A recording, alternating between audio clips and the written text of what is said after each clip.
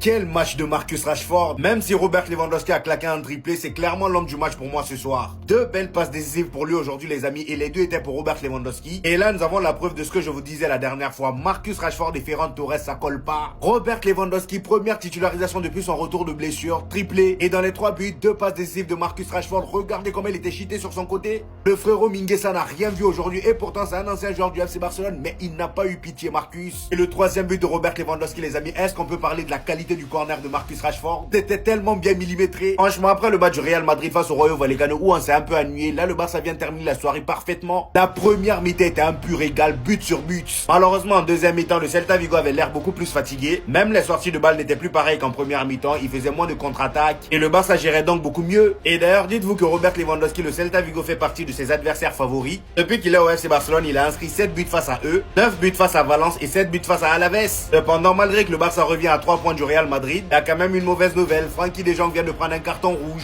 Après avoir perdu Pedri, maintenant c'est des gens que vous perdez. Vous avez la chance que c'est la trêve internationale bientôt. Bref, je sais pas ce que vous avez pensé du match, mais dites-moi ça en commentaire.